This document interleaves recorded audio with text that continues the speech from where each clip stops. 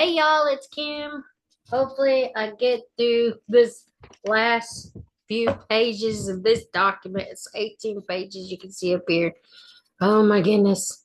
It's a lot of words per page, and so that's why I'm having to read it real slow and go through it. Anyway, so let's finish this one out. It says in right here, Hilda Feo, I think. It's cousin of Armando Feo, who is a close friend of Frank Paez and of Jose Aguero, maybe, the husband of Polita.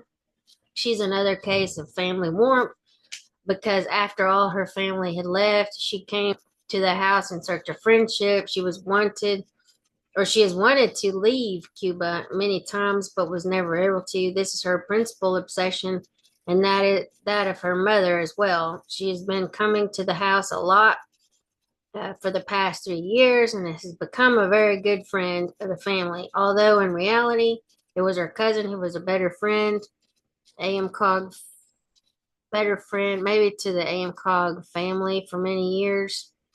And I can't read this part right here. A sister abroad and a brother who is in prison. Her father and mother seldom come to the house. A sister of hers is a doctor of some farm.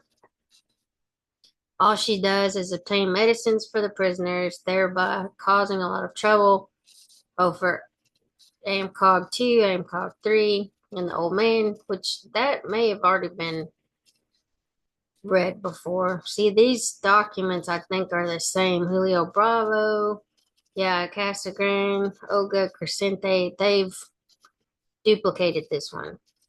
This is this Feo lady. And then maybe this right here is where it needs to start over. It says Rosinda Gacio and Senora Leopoldo Muniz, maybe. This couple has two children who are really hers from her first marriage, Manolito and Lourdes.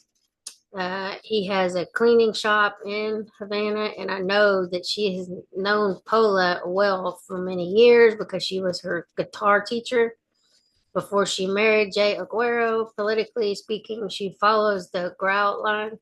She is more or less neutral and devotes herself to her teaching work. He devotes himself exclusively to his work.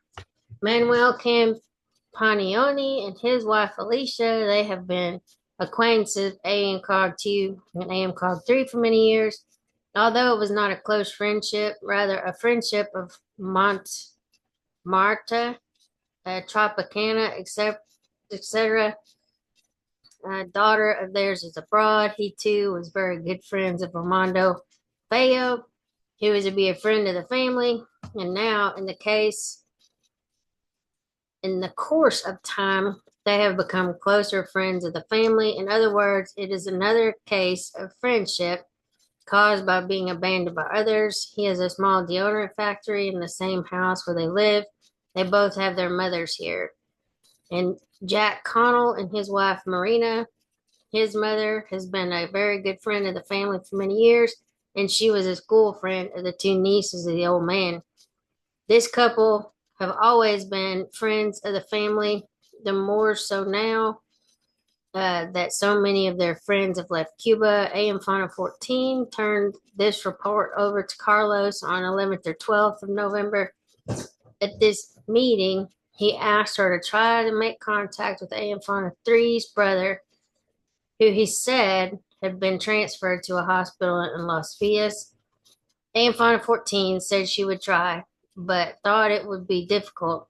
This was the last time she saw Carlos. He telephoned her again on 16th of November to ask what was new, and this was their last telephone contact.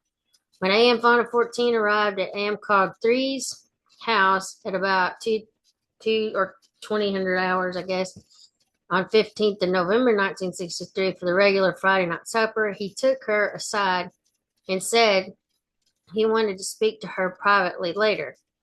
At about 23:30 hours, she went into his room. There he told her that he had received orders that she was to leave Cuba the following week. He said that precise instructions were to come on 16th or 17th of November, so he made a lunch date with her for Sunday noon At his house, A.M. Fauna 14 was frightened by this. She did not sleep well Friday or Saturday nights and spent Saturday in her home. Sunday afternoon at A.M. Cog 3's house, A.M. Cog 3 told her that she was to leave the following day. She said that she did not want to. A.M. Cog 3 responded that this was an order. He said that the DSC would probably arrest her again soon for her own safety and that of others. She must leave. He added that there were others who were to leave too, whose departure had been conditional upon her own. A.M. Fauna 14 asked whether A.M. Cutler 2 were one of those other people who were to leave too, and A.M. Cog 3 replied that she was. A.M. Fauna 14 told him that she thought A.M. Cutler 2 would not agree to leave. A.M. Cog 3 said that he thought she would because the orders had been couched in very strong terms. He then showed her the instructions both for herself and for A.M. Cutler 2. He had her type her instructions on a piece of paper and then memorize them. Then A.M. Cog 3 gave A.M. Cog or A.M. Fauna 14 the following verbal messages to deliver when she reached J.M. Wave.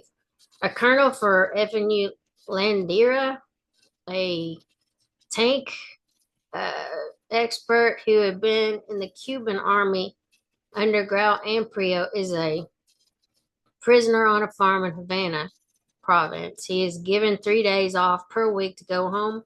His wife knows in advance when he will be coming out. AMCOG 3 does not know the wife, but has in direct contact to her. AMCOG 3 says that the man is honest and intelligent and a real soldier, and if we want him out, AMCOG 3 can arrange it.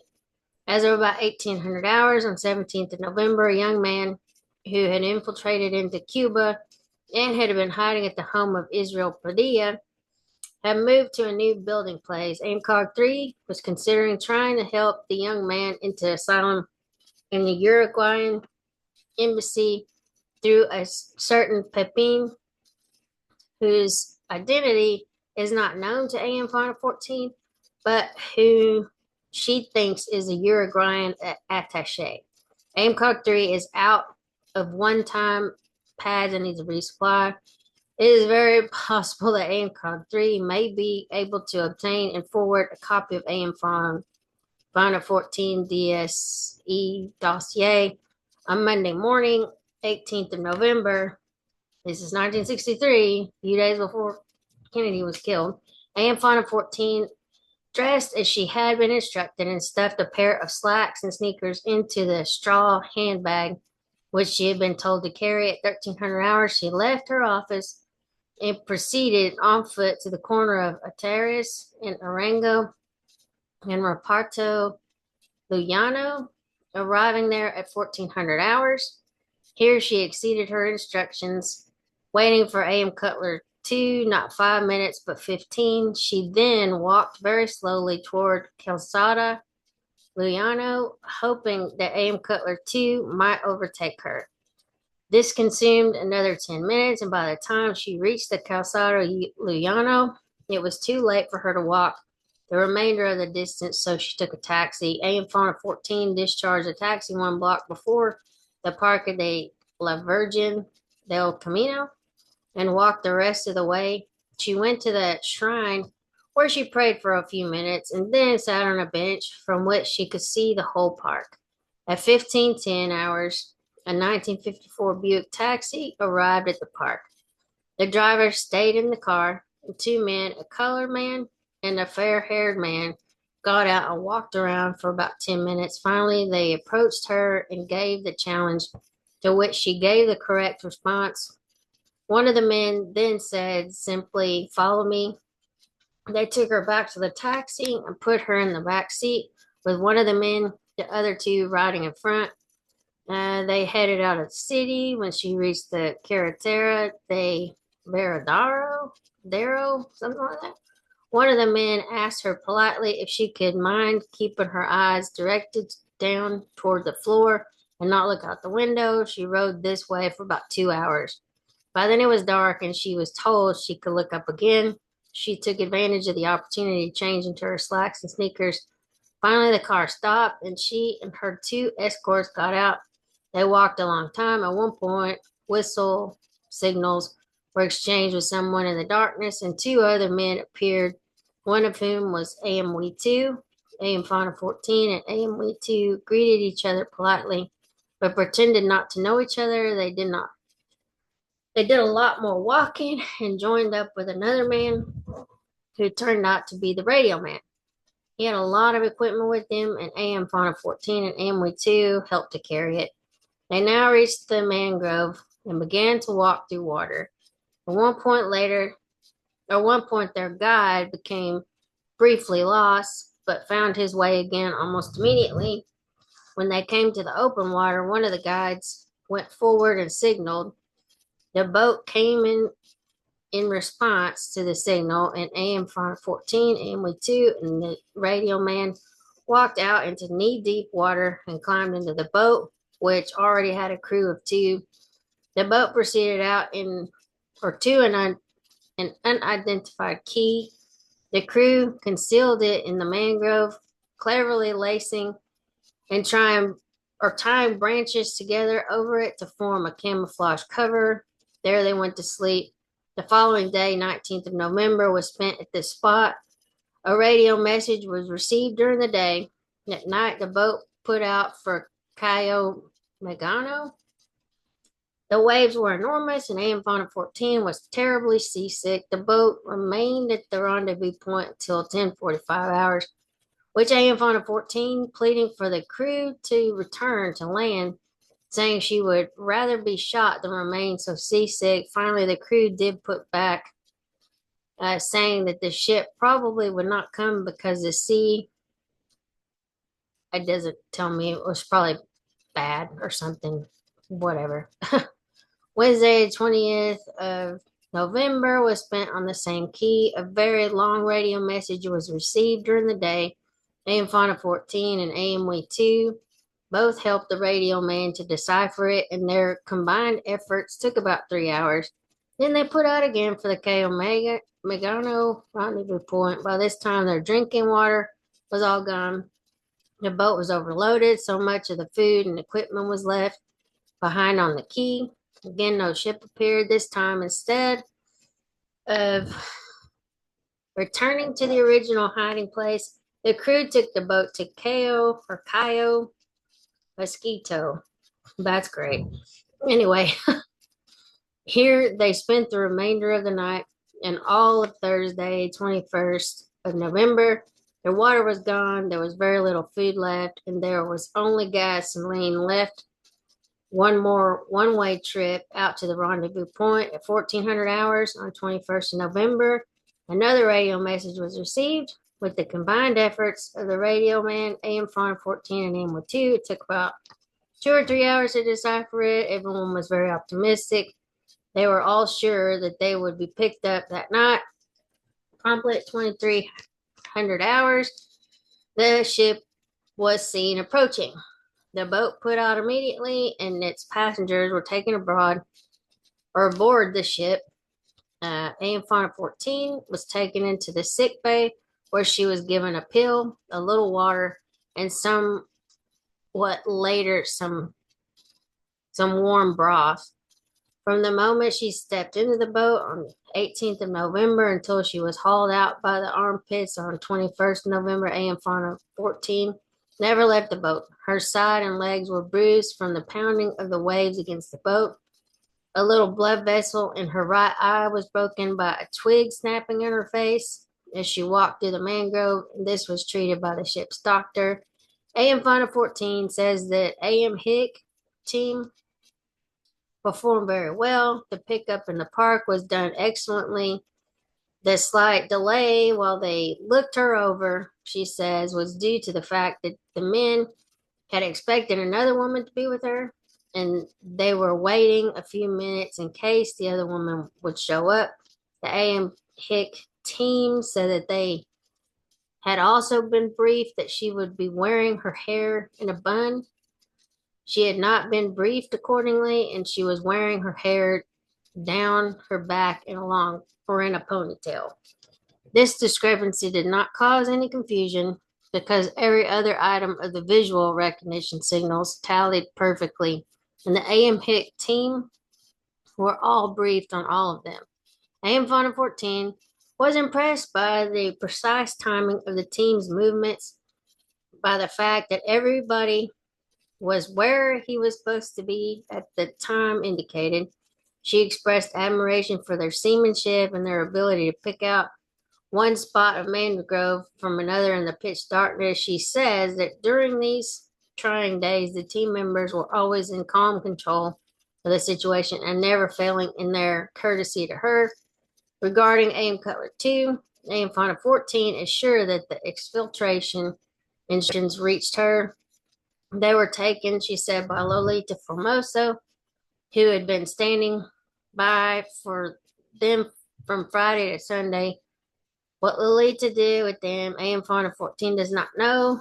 She knows that we had suggested that Lolita take them to AM Fauna 1's mother, but she also knows that we had indicated to AM Cog 3 that AM Fauna's or AM Fauna 1's mother might be under surveillance, so she thinks Lolita might have taken them directly to AM Cutler 2. In any case, she knows that messages sent previously by AM Cog 3 to AM Cog or Cutler 2 reaches the latter, and she sees no reason to assume that these instructions did not. It does not surprise AM Fauna 14 that AM Cutler 2 did not follow the orders. AM Cutler 2, she says, plays her own game with little consideration for others. Between the time that AM Fauna 1 left Cuba on 11th of September and the time that AM Fauna 14 was arrested on 7th of October, AM Cutler 2 had visited AM Fauna 14's apartment twice. On both occasions, AM Fauna 14 had asked her to remove the suitcase that AM Fauna 1 had left behind. But on both occasions, AM Cutler 2 had found some excuse not to do so. When AM Fauna 14 visited AM Cutler 2 in her home in Guanabacoa on the 3rd of November, for the purpose of coordinating their cover stories, AM Cutler 2 did not seem very interested in coordinating stories or anything else. AM Fauna 14 believes that AM Cutler 2 may be working for the second front of the Escambray because her very close friend Lolin Corioso is the fiance of Hippolito Lara Ari, who is a collector for this organization. Among other reasons, possibly keeping AM Cutler 2 in Cuba, AM Fauna 14 says that AM Cutler 2's mother is sick with cancer and there may be something wrong between AM Cutler 1 and AM Cutler 2. AM Fauna 14 also had her reasons for not wanting to leave Cuba. Besides the danger of the trip, she would be leaving her mother and father in a dangerous position because the DSC had forced her to sign a confession implicating them. While she appears to be trying not to be overly critical of AM Cutler 2, she has commented that AM Cutler 2 knows far more members of the AM Fauna's net than she herself does, so that the reasons requiring the exfiltration of AM Fauna 14 should be even more compelling for AM Cutler 2. End of dispatch. Thank goodness, because this one was a long one. Anyway, I'll try to get that other page loaded up. It's a lot of reading too. It's like 10 pages of this. It's also got a lot of words. So anyway, if I don't get it done today, it'll be maybe Monday or something, over the weekend. But I'll talk to y'all later. Have a good one. Thank goodness we finished this one off. Bye.